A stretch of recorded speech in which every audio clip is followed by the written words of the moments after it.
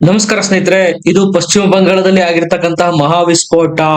ಇಷ್ಟು ದಿವಸ ಇಂಡಿ ಕೂಟದವರು ಜ್ಞಾನೇಶ್ ಕುಮಾರ್ ಮೇಲೆ ಆರೋಪ ಮಾಡ್ತಾ ಇದ್ರು, ಮುಖ್ಯ ಚುನಾವಣಾ ಆಯುಕ್ತರು. ಈಗ ಅದೇ ಜ್ಞಾನೇಶ್ ಕುಮಾರ್ ಪಶ್ಚಿಮ ಬಂಗಾಳದಲ್ಲಿ ಅಕ್ಷರಶಃ ರುದ್ರ ತಾಂಡವ ಮಾಡಿದ್ದಾರೆ. ನಿಮ್ಗೆಲ್ಲ ಗೊತ್ತಿರಬಹುದು, ಈಗಾಗಲೇ ಪಶ್ಚಿಮ ಬಂಗಾಳದಲ್ಲಿ 58 ಲಕ್ಷ ಮತದಾರರನ್ನ ವೋಟರ್ ಲಿಸ್ಟ್ ಇಂದ ಡಿಲೀಟ್ ಮಾಡಲಾಗಿದೆ. ಅಷ್ಟೇ ಅಲ್ಲದೆ 2 ಕೋಟಿ, ಅಕ್ಯುರೇಟ್ ಆಗಿ ನಂಬರ್ಸ್ ಹೇಳ್ಬೇಕಂದ್ರೆ 1,90,00,000 ಮತದಾರರ ಮೇಲೆ ಚುನಾವಣಾ ಆಯೋಗ ಆಕ್ಷನ್ ಮಾಡ್ತಾ ಇರೋದು. ಇವರೆಲ್ಲ ಕಳ್ಳಾಟ ಆಡಿರೋರು. 2003ರಲ್ಲಿ SIR ಆದಾಗ ಎಷ್ಟು ಬೂತ್ಗಳಿತ್ತೋ ಆ ಬೂತ್ಗಳಲ್ಲಿ ಎಷ್ಟು ವೋಟ್ಗಳಿತ್ತು, ಈಗ SIR ಆದಾಗ ಸಹ ಹೆಚ್ಚು ಕಡಿಮೆ ಆಗದೆ ಅಷ್ಟೇ ಇದೆ. ನೋಡಿ ಹೆಂಗಿದೆ ಪರಿಸ್ಥಿತಿ. ಎಲ್ಲ ಅಮೃತ ಕುಡಿದ್ಬಿಟ್ಟಿದ್ದಾರೆ, ಸತ್ತಿರೋರು ಯಾರು ಇಲ್ಲ. ಈಗ ಎಲ್ಲವನ್ನ ಜ್ಞಾನೇಶ್ ಕುಮಾರ್ ಬಯಲಿಗೆಳೆದಿದ್ದಾರೆ. ಮುಖ್ಯ ಚುನಾವಣಾ ಆಯುಕ್ತರು ಡಾಟಾ ಇಟ್ಕೊಂಡು ಈಗ ಆಟ ಆಡ್ತಾ ಇದ್ದಾರೆ ದೀದಿ ವಿರುದ್ಧ. ಯಾರೆಲ್ಲ BLOಗಳು TMC ಯನ್ನ ಓಲೈಕೆ ಮಾಡೋದಿಕ್ಕೆ ಮತದಾರರ ಪಟ್ಟಿಯಲ್ಲಿ ದಾಂಧಲೆ ಮಾಡಿದಾರೋ ಅವರೆಲ್ಲರೂ ಈಗ ಸಿಕ್ಕಿ ಬೀಳ್ತಾರೆ. ಇವರೇ ಕೊಟ್ಟಿರುವ ಅಂಕಿಅಂಶಗಳು 58 ಲಕ್ಷ ಮತದಾರರನ್ನ ವೋಟರ್ ಲಿಸ್ಟ್ ಇಂದ ಡಿಲೀಟ್ ಮಾಡಲಾಗಿದೆ. ಡೈರೆಕ್ಟ್ ಆಗಿ ದೀದಿ ಸರ್ಕಾರಕ್ಕೆ ಚಾಲೆಂಜ್ ಮಾಡ್ತಾ ಇರೋದು ಚುನಾವಣಾ ಆಯೋಗ. ನಾವು ಮತದಾರರ ಪಟ್ಟಿಯಿಂದ ಬಿಟ್ಟಿರ್ತಕ್ಕಂತಹ 58 ಲಕ್ಷ ವೋಟರ್ಗಳಲ್ಲಿ ಒಬ್ಬೇ ಒಬ್ಬರನ್ನ ತೋರಿಸಿ ನಾವು ತಪ್ಪಾಗಿ ಬಿಟ್ಟಿದ್ದೇವೆ, ಡಿಲೀಟ್ ಮಾಡಿದ್ದೇವೆ ಅಂತ ಇದು ಚಾಲೆಂಜ್ ಮಾಡಿರೋದು ಚುನಾವಣಾ ಆಯುಕ್ತ ದೀದಿಗೆ. SIR ಆಗೋಕ್ಕೂ ಮುಂಚೆ ವೆಸ್ಟ್ ಬೆಂಗಾಲ್ ನಲ್ಲಿದ್ದ ಮತದಾರರ ಸಂಖ್ಯೆ ಎಷ್ಟು ಗೊತ್ತಾ? 7,66,00,000. ಈಗ 58 ಲಕ್ಷ ಮತದಾರರು ಬಿಟ್ಟೋಗಿರೋದ್ರಿಂದ ಒಟ್ಟು 7,06,00,000 ಮಾತ್ರ ಈಗ ವೆಸ್ಟ್ ಬೆಂಗಾಲ್ ನ ಮತದಾರರು. ಕೆಲವೊಂದು ಎಕ್ಸಾಂಪಲ್ ಹೇಳ್ತೀನಿ. ಒಟ್ಟಾರೆ 100% ಅಂತ ತಗೊಂಡ್ರೆ 7.6% ಅದು 58 ಲಕ್ಷ ಆಗುತ್ತೆ. ಇಷ್ಟು ಜನ ಪಶ್ಚಿಮ ಬಂಗಾಳದ ಮತದಾರರ ಪಟ್ಟಿಯಿಂದ ಬಿಡಲಾಗಿದೆ. ಇದನ್ನ ನಿಮಗೆ ಹೀಗೆ ಹೇಳಿದ್ರೆ ಅರ್ಥ ಆಗ್ಬೋದು. ಒಟ್ಟು 294 ಅಸೆಂಬ್ಲಿ ಸೀಟ್ ಇದಾವೆ ವೆಸ್ಟ್ ಬೆಂಗಾಲ್ ನಲ್ಲಿ. ಈ 58 ಲಕ್ಷ ಮತಗಳು ಸುಮಾರು 90 ವಿಧಾನಸಭಾ ಕ್ಷೇತ್ರಗಳ ಭವಿಷ್ಯವನ್ನು ನಿರ್ಧಾರ ಮಾಡ್ತವೆ. ಆ 90 ವಿವಿಧ ವಿಧಾನಸಭೆಗಳ ಗಣಿತ ಲೆಕ್ಕಾಚಾರನೇ ಬದಲಾಗಿ ಹೋಗ್ಬಿಡುತ್ತೆ ಈ 58 ಲಕ್ಷ ಮತದಾರರು ಕೈಬಿಟ್ಟೋಗಿರೋದ್ರಿಂದ. ಈಗ ಗೆಲ್ಲಿ ಚುನಾವಣೆಯಲ್ಲಿ ದೀದಿ ಕಳೆದ ಬಾರಿ 80ರಿಂದ 90 ಕ್ಷೇತ್ರಗಳಲ್ಲಿ TMCಗೂ ಮತ್ತು ಬಿಜೆಪಿಗೂ ಇದ್ದ ಗೆಲುವಿನ ಅಂತರ ಎಷ್ಟು ಗೊತ್ತಾ? ಕೇವಲ 1,500 ಓಟು, ಅದಕ್ಕಿಂತ ಕಡಿಮೆ. ಇದು ಇಲ್ಲಿಗೆ ನಿಂತಿಲ್ಲ. ರುದ್ರ ತಾಂಡವ ಎಲೆಕ್ಷನ್ ಕಮಿಷನ್ದು 1,90,00,000, ಅರೌಂಡ್ 2 ಕೋಟಿ ಅಂತ ತಿಳ್ಕೊಂಬಿಡಿ. ಇವರೆಲ್ಲರಿಗೂ ನೋಟಿಸ್ ಕೊಟ್ಟಿದೆ ವೆಸ್ಟ್ ಬೆಂಗಾಲ್ ಅಲ್ಲಿ ಚುನಾವಣಾ ಆಯೋಗ. ಅವರು ಯಾವ ಬಿಲ್ಲದಲ್ಲಿ ಅಡಗಿದ್ರು ಹೊರಗ್ ಬರ್ಲೇಬೇಕು. ಅವರೆಲ್ಲ ಯಾರು, ಅದರಲ್ಲಿ ಎಷ್ಟು ಜನ ಬದುಕಿದ್ದಾರೆ, ಎಷ್ಟು ಜನ ಸತ್ತಿದ್ದಾರೆ, ಎಷ್ಟು ಜನ ಅಕ್ರಮ ಬಾಂಗ್ಲಾ ವಲಸಿಗರು, ಎಲ್ಲದಕ್ಕೂ ಉತ್ತರ ಸಿಕ್ಕೇ ಸಿಗುತ್ತೆ. ಒಟ್ಟು 1.67 ಕೋಟಿ ಮತದಾರರು ಚುನಾವಣಾ ಆಯೋಗದ ಲೆನ್ಸ್ ಅಲ್ಲಿದ್ದಾರೆ, ಎಲೆಕ್ಷನ್ ಕಮಿಷನ್ ನ ಸರ್ವೈಲೆನ್ಸ್ ಅಲ್ಲಿದ್ದಾರೆ. ಈಗ ಈ 1.67 ಕೋಟಿ ಮತದಾರರ ಡಾಟಾವನ್ನ ಯಾವೆಲ್ಲ BLOಗಳು ಎಲೆಕ್ಷನ್ ಕಮಿಷನ್ ವೆಬ್ಸೈಟ್ ಗೆ ಅಪ್ಲೋಡ್ ಮಾಡಿದಾರೋ ಅವರೆಲ್ಲ ಆ ಡಾಟಾವನ್ನ ಮರುಪರಿಶೀಲಿಸಬೇಕು. ಅವರು ಕಲೆಕ್ಟ್ ಮಾಡಿರ್ತಕ್ಕಂಥವರ ಮನೆಗಳಿಗೆ ಮತ್ತೆ ಭೇಟಿ ಕೊಡಬೇಕು, ಸರಿಯಾದ ಡಾಟಾ ಅಪ್ಲೋಡ್ ಮಾಡಬೇಕು ಅಂತ ಎಲೆಕ್ಷನ್ ಕಮಿಷನ್ ವಾರ್ನಿಂಗ್ ಕೊಟ್ಟಿರೋದು. ಈ ಡಾಟಾದಲ್ಲಿ ಏನೇನ್ ತಪ್ಪಿದೆ ಅದನ್ನು ಹೇಳ್ತೀನಿ. ಈಗ ಗೊತ್ತಾಯ್ತಾ ನಿಮ್ಗೆ ಸಂವಿಧಾನದ ತಾಕತ್ತು? ಒಂದು ಸಾಂವಿಧಾನಿಕ ಸಂಸ್ಥೆ ಎಲೆಕ್ಷನ್ ಕಮಿಷನ್ ನ ಪವರ್ ಏನು ಅಂತ. ಮತ್ತೆ ಮತದಾರರ ಮನೆಗಳಿಗೆ ವಿಸಿಟ್ ಮಾಡ್ಬೇಕಾಗತ್ತೆ, ಕರೆಕ್ಟ್ ಆದ ಡಾಟಾವನ್ನ ಅಪ್ಲೋಡ್ ಮಾಡ್ಬೇಕಾಗತ್ತೆ. ಅಂದ್ರೆ 2ನೇ ಸಾರಿ SIR ಮಾಡ್ದಂಗೆ ಇದು ಪಶ್ಚಿಮ ಬಂಗಾಳದಲ್ಲಿ.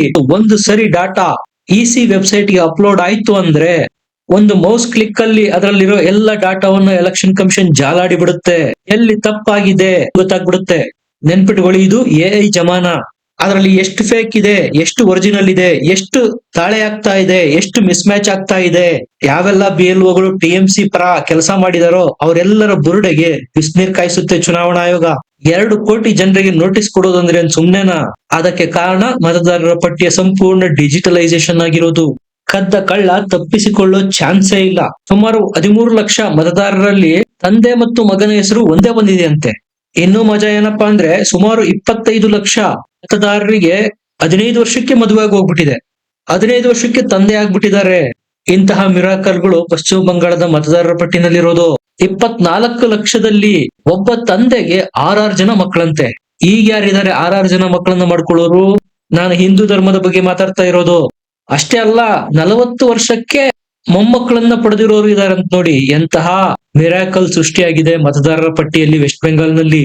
40 ವರ್ಷಕ್ಕೆ ಮೊಮ್ಮಕ್ಕಳನ್ನ ಪಡಿಬೇಕಾದ್ರೆ ಬಾಲ್ಯ ವಿವಾಹ ಆಗಿರ್ಬೇಕಾಗುತ್ತೆ. ಅವರು ಎಂತಹ ಗೋಲ್ಮಾಲ್ ಮಾಡಿರ್ಬೇಕು. ಈ ಎಲ್ಲಾ ಅಂದಾದುಂದಿ ಅವಘಡಗಳನ್ನ ಯಾರೆಲ್ಲ BLOಗಳು ಮಾಡಿರ್ತಾರೋ ಅವರ ಬುರುಡೆಗೆ ಬಿಸಿನೀರ್ ಕಾಯೋದು ಗ್ಯಾರಂಟಿ, ಅವರೆಲ್ಲ ಮನೆಗೆ ಹೋಗೋದು ಗ್ಯಾರಂಟಿ. ನಾನು 58 ಲಕ್ಷ ಮತದಾರರನ್ನ ವೆಸ್ಟ್ ಬೆಂಗಾಲ್ ನಲ್ಲಿ ಪಟ್ಟಿಯಿಂದ ಬಿಡಲಾಗಿದೆ ಅಂದ್ರೆ ಅದರಲ್ಲಿ 24 ಲಕ್ಷ ಸತ್ತೋರು, 14 ಲಕ್ಷ ಬೇರೆ ಕಡೆ ಶಿಫ್ಟ್ ಆಗಿರೋರು, 11ರಿಂದ 12 ಲಕ್ಷ ಜನ ಗಾಯಬಾಗಿರೋರು. ಕಾಣೆಯಾಗಿರೋರು ಪತ್ತೆನೇ ಇಲ್ಲ ನೋಡಿ. ಸುಮಾರು 57,000 ಜನರನ್ನ ವಿವಿಧ ಕಾರಣಗಳಿಗೆ ಡಿಲೀಟ್ ಮಾಡಲಾಗಿದೆ. ಪ್ರತಿಯೊಂದು ವೆಸ್ಟ್ ಬೆಂಗಾಲ್ ಜಿಲ್ಲೆಯ ಡಾಟಾ ಕೊಟ್ಟಿದೆ ಎಲೆಕ್ಷನ್ ಕಮಿಷನ್.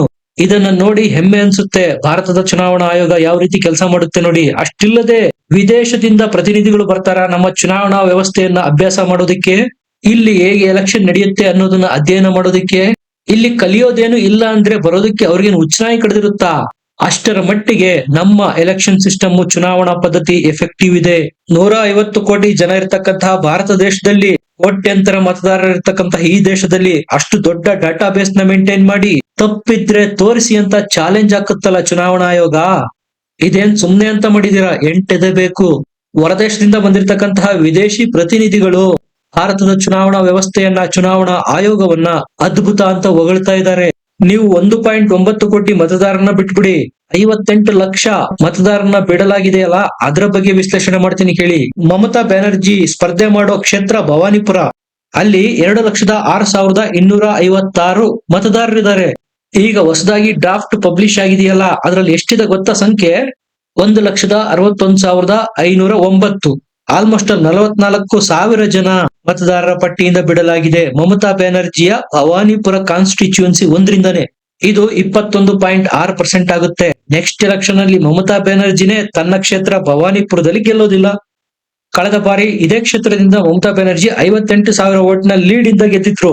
ಇದೇ ರೀತಿ ಚೌರಂಗಿ ಎನ್ನುವ ವಿಧಾನಸಭಾ ಕ್ಷೇತ್ರದಲ್ಲಿ 74,500 ಮತದಾರರನ್ನ ಡಿಲೀಟ್ ಮಾಡಲಾಗಿದೆ. ಕೋಲ್ಕತಾ ಪೋರ್ಟ್ ಅಲ್ಲಿ 63,530 ಜನರನ್ನ ಡಿಲೀಟ್ ಮಾಡಲಾಗಿದೆ. ಟಿಎಂಸಿಯ ಭದ್ರಕೋಟೆ ಯಾವುದು? ಕಲ್ಕತ್ತಾ. ಇಲ್ಲಿ ಒಟ್ಟು 11 ಸೀಟ್ ಬರುತ್ತೆ. ಲಾಸ್ಟ್ ಟೈಮ್ ಎಲೆಕ್ಷನ್ ಅಲ್ಲಿ 11 ಟಿಎಂಸಿ ಗೆದ್ದಿತ್ತು. ಕಲ್ಕತ್ತಾ ಉತ್ತರದಲ್ಲಿ 25% ವೋಟ್ ಡಿಲೀಟ್ ಆಗಿರೋದು. ಕಲ್ಕತ್ತಾ ದಕ್ಷಿಣದಲ್ಲಿ 24% ವೋಟ್ ಕಟ್ ಆಗಿರೋದು. ಜಸ್ಟ್ ಇಮ್ಯಾಜಿನ್ ಮಾಡ್ಕೊಳ್ಳಿ, 40, 50, 60, 70 ಸಾವಿರದವರೆಗೂ ಕಟ್ ಡೌನ್ ಮಾಡಲಾಗಿದೆ ಅಂದ್ರೆ. ನಾನು ಹೇಳಿದೆ ನಿಮಗೆ, 80ರಿಂದ 90 ವಿಧಾನಸಭಾ ಕ್ಷೇತ್ರಗಳಲ್ಲಿ ಕಳೆದ ಬಾರಿ ಬಿಜೆಪಿ ಸೋತಿರೋದು ಕೇವಲ 1,500 ಅಥವಾ ಅದಕ್ಕಿಂತ ಕಡಿಮೆ ಮತಗಳ ಅಂತರದಿಂದ. ಈಗ ನಿಮಗೆ ಒಂದು ಅಂದಾಜು ಸಿಕ್ಕಿರಬಹುದು 2026ರ ವೆಸ್ಟ್ ಬೆಂಗಾಲ್ ಎಲೆಕ್ಷನ್ ರಿಸಲ್ಟ್ ಏನಾಗಬಹುದು.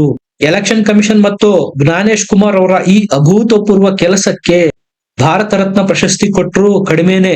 ದಕ್ಷಿಣ 24 ಪರಗಣ, ಇಲ್ಲಿ 8 ಲಕ್ಷ ವೋಟ್ಗಳು ಡಿಲೀಟ್ ಆಗಿರೋದು. ಇದು ಮಮತಾ ಬ್ಯಾನರ್ಜಿ ಅವರ ಅಭಿಷೇಕ್ ಬ್ಯಾನರ್ಜಿ ಪ್ರತಿನಿಧಿಸುವ ಕ್ಷೇತ್ರ. ಉತ್ತರ 24 ಪರಗಣದಲ್ಲಿ 6,82,000 ವೋಟ್ಗಳು ಕಟ್ ಆಗಿರೋದು. ಹಾವ್ಡಾ 4,47,000 ವೋಟ್ಗಳು ಕಟ್ ಆಗಿರೋದು. ಉತ್ತರ ಮತ್ತು ದಕ್ಷಿಣ ಕೋಲ್ಕತ್ತಾದಲ್ಲಿ 5 ಲಕ್ಷಕ್ಕೂ ಹೆಚ್ಚು ವೋಟ್ಗಳು ಡಿಲೀಟ್ ಮಾಡಲಾಗಿದೆ. ನಾನು ಕೆಲವೊಂದು ಜಿಲ್ಲೆಗಳನ್ನ ಮಾತ್ರ ಹೇಳಿದೆ. ಪೂರ್ತಿ ವೆಸ್ಟ್ ಬೆಂಗಾಲ್ನ ನೀವು ಕನ್ಸಿಡರ್ ಮಾಡಿದ್ರೆ ದೀದಿ ಗೆಲ್ಲೋದು ಕನಸಿನಲ್ಲಿ ಮಾತ್ರ. ಕಳೆದ ಬಾರಿ ಟಿಎಂಸಿ ಅಭೂತಪೂರ್ವ ಬಹುಮತದಿಂದ ಸರ್ಕಾರ ರಚನೆ ಮಾಡಿತ್ತು. ಈ ಬಾರಿ ಟಿಎಂಸಿ ಅಭೂತಪೂರ್ವವಾಗಿ ಸೋಲುತ್ತೆ. ನೋಡ್ತಾ ಇರಿ. ನಿಮ್ಗೆ ಏನ್ ಅನ್ಸುತ್ತೆ? ಕಮೆಂಟ್ ಮಾಡಿ, ಲೈಕ್ ಮಾಡಿ, ಚಾನಲ್ ನ ಸಬ್ಸ್ಕ್ರೈಬ್ ಮಾಡಿ. ಮತ್ತೆ ಸಿಗೋಣ. ನಮಸ್ಕಾರ.